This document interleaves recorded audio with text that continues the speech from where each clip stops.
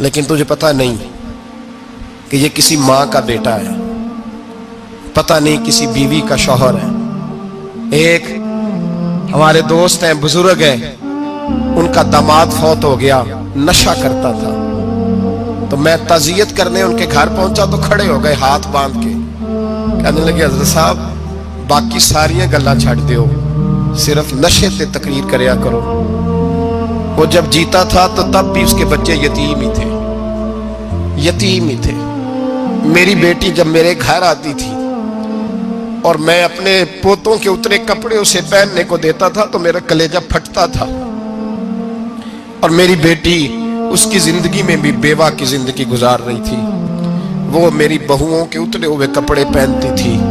कोई दुआ करो, कोई जलसे करो, ये लत खत्म हो जाए। और कहने लगा अब मेरे वो चला तो गया है, दादा दादी इसके पहले कोई नहीं, चचा है कोई नहीं, जब तक तो मैं जिंदा हूं इन नवासों को कोई रोटी का लुकमा, कोई कपड़ा मिल जाएगा। लेकिन सोचता हूं मैं बूढ़ा हूं, मर गया तो इनको कोई पूछेगा भी नहीं, कौन इनकी खबर। इतना जुल्म इस कौम से, इतनी ज्यादती। और आराम से लिख कर लोग गुजर गए कि ये 70 लाख है, इनका दर्द तो समझो, तकलीफ तो समझो। 7 फुट का सोना जवान और नशे का आदी है तो किसी नाली में पड़ा हुआ है। और मैंने कहा उस कौम के साथ इससे बड़ा भयानक मजाक क्या होगा। कोई दानिशवर था बड़ा जालिम, उस जालिम से कोई मशवरा लेने आया, उसने आके कहा तू बड़ा जालिम है, बड़े कड़वे मशवरे देता है, मेरा एक दुश्मन है, मैं उससे बदला लेना चाहता हूं, मेरा दिल करता है उसका बच्चा कत्ल कर दूं ताकि वो तड़पे। तो जालिम ने कहा उसे कत्ल न कर, वो तो उसका बाप 2-4 महीने रो के चुप कर जाएगा।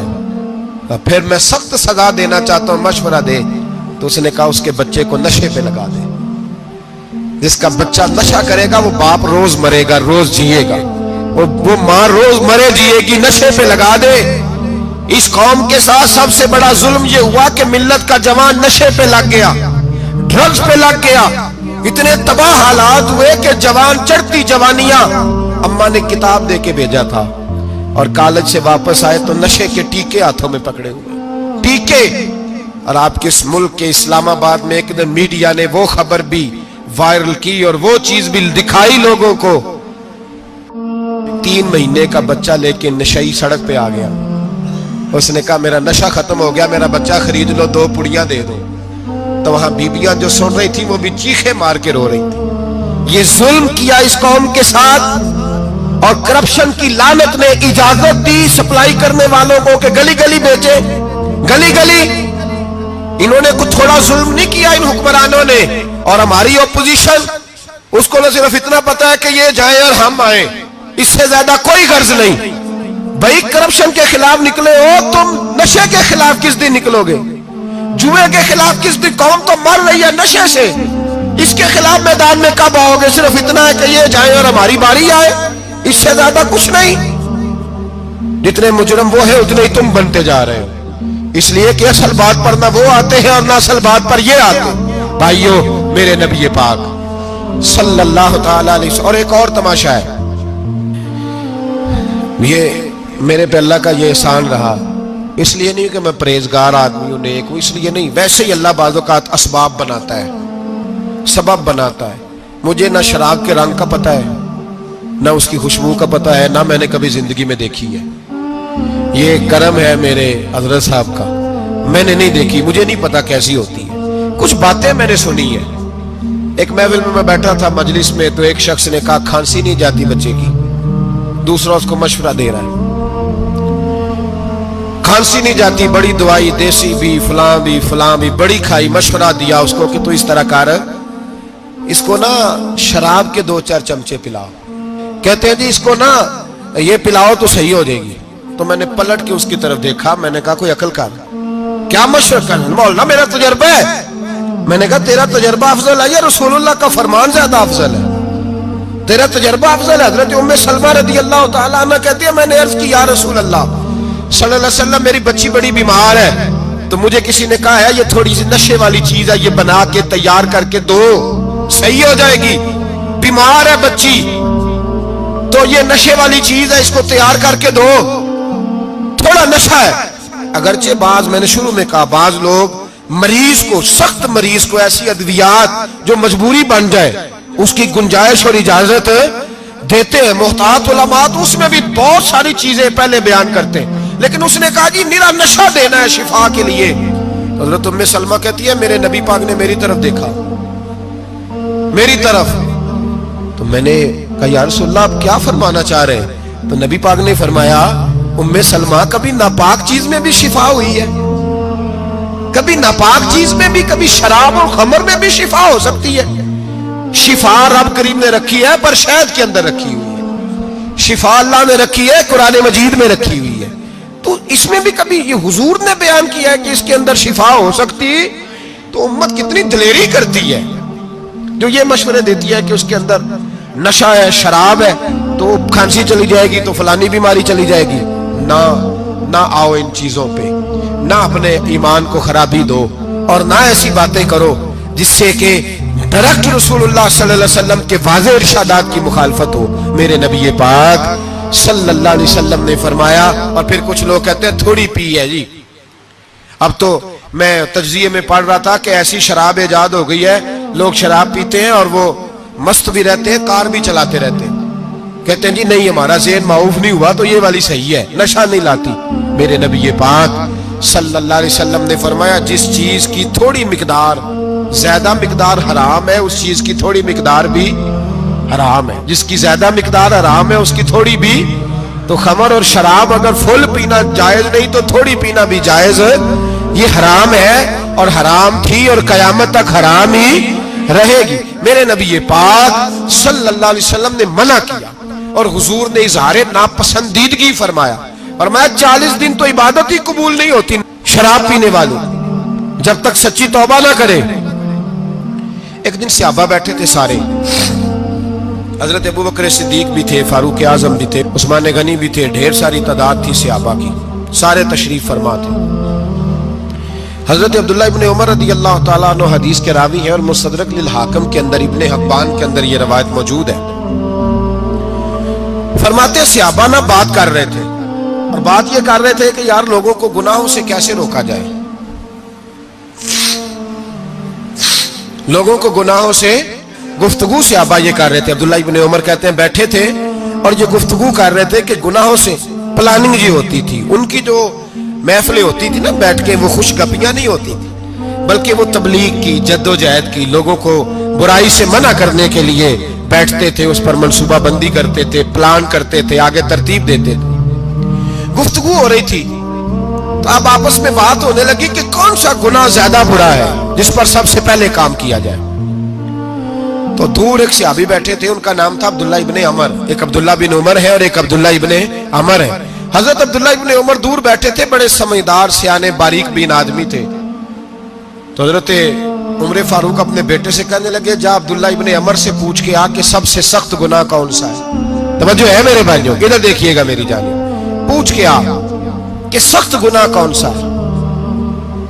عبداللہ بن عمر رضی اللہ تعالیٰ عنہ کی خدمت میں جب عبداللہ ابن عمر گئے تو جا کے کہنے لگے کہ صحابہ پوچھتے ہیں کہ آپ نے زیادہ وقت گزارا ہے نبی رحمت صلی اللہ علیہ وسلم کے پاس، تو بتلائیے برا گناہ کون سا ہے، سب سے سخت گناہ، تاکہ سب سے پہلے اس پر پابندی لگائی جائے، اس پر محنت کی جائے.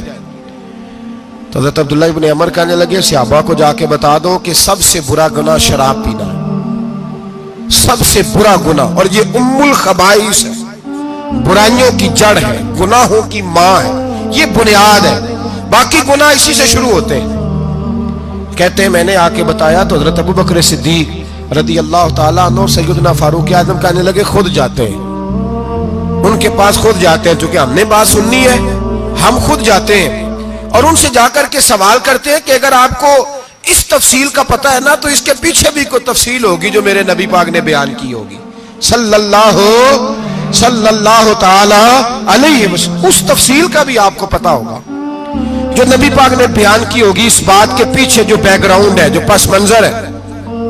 فرماتے ہیں کہ ہم اٹھے، عبداللہ ابن عمر کے پاس گئے، ان سے جا کے پوچھا کہ جناب آپ نے یہ تو فرمایا ہے شراب ام الخبائث ہے، تو اس کے پیچھے پس منظر کیا ہے؟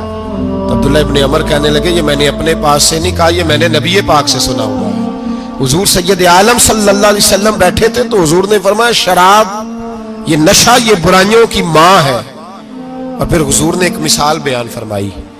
नबी रहमत अलैहिस्सलाम ने फरमाया बनी इसराइल का एक वाकया है।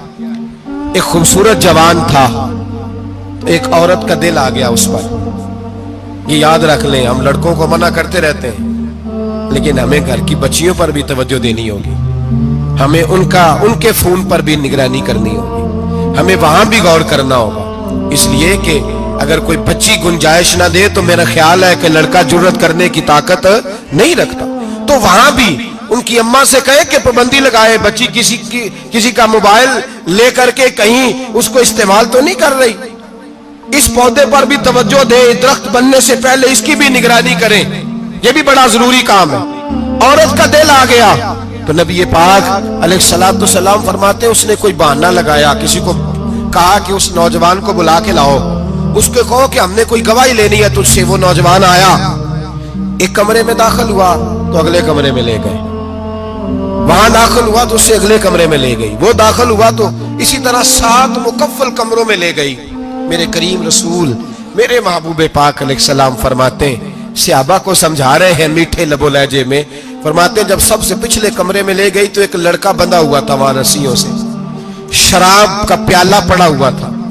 और बीबी कहने लगी कोई गवाही शवाही नहीं लेनी, तुझे इसलिए बुलाया है कि तेरे ऊपर दिल आ गया है, अब मेरे साथ मुंह काला कर।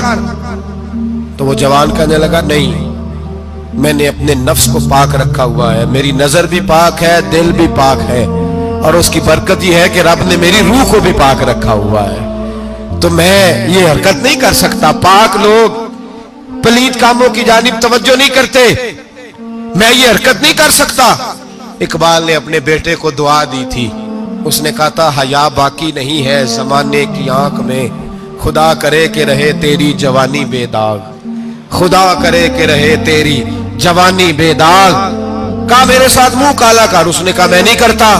कहने लगी चल फिर इसको कत्ल कर, इसको मैंने बांधा हुआ। उसने कहा मैं कत्ल क्यों करूं, मेरी क्या दुश्मनी है। कहा फिर शराब पियो, कहा मैं शराब भी नहीं पीता। तो कहने लगी अब तो मैंने तुझे अपने चुंगल में फांस लिया है, अब तू यहां से बच के जा नहीं सकता, और अगर तू बाहर जाएगा तो मैं शोर करूंगी, लोग जमा करूंगी, इसने मेरी इज्जत आबरू पे हाथ डाला है, तो तू बच तो नहीं सकता, एक काम तो करना पड़ेगा। महबूब फरमाते उस नौजवान ने सोचा कि जिना भी बहुत बड़ा जुर्म है, कत्ल भी बहुत बड़ा गुनाह है, चलो अब मजबूरी है तो शराब पी लेता हूं। लेकिन वो समझा ना कि शराब तो बुनियाद है। उसने एक प्याला जो पिया, कहने लगा एक और दे दो, दूसरा पिया तो कहने लगा एक और दे दो। अब 3 प्याले 3 बोतलें शराब जो पी चुका तो खुमारी चढ़ गई। अब उस औरत के करीब जाने लगा कि मैं तेरे साथ जिना करूंगा। उसने कहा जब तक मैं करीब नहीं आने दूंगी जब तक तू इसे कत्ल न करे। उसने उसे कत्ल भी किया, जिना भी किया। तो महबूब फरमाने लगे ये कत्ल और जिना जो हुआ है तो ये शराब की वजह से हुआ है। गोया शराब वो जुर्म है जो कत्ल भी कराएगी, जो जिना भी कराएगी। और अगर आप नशई को देखें, अगर आप शराबी को देखें तो क्या वो डकैतियां नहीं करता फिरता, वो चोरियां नहीं करता, वो अपनी ही माँ का जेवर नहीं बेच आता, वो अपनी ही बहन का पड़ा हुआ जहेज नहीं बेच आता, वो अपने ही घर में डाके नहीं डालता, वो अल्लाह के घर मस्जिद में आकर के चोरी नहीं करता।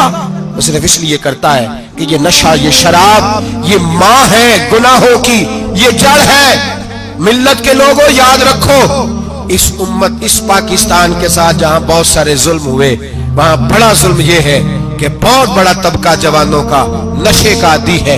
वो नशा इन्हें इश्क मजाजी और औरतों के इश्क की जानिब ला रहा है। वो नशा चोरियां करा रहा है, कत्ल करा रहा है, डकैतियां करा रहा है। बहुत बड़े जालिमों ने बहुत बड़े हाउस बनाए हुए हैं जिनके अंदर शराब फराम की जाती है, नशा दिया जाता है। मैंने तो ऐसे ऐसे लफ्ज सुने कि इलेक्शन के दिनों में वोट लेने की खातर सियासतदान इन्हें नशा फराम करते हैं, इन्हें बांध के रखते हैं, रोज तुम्हें पुड़िया मिलेगी, वोट हमें डालना।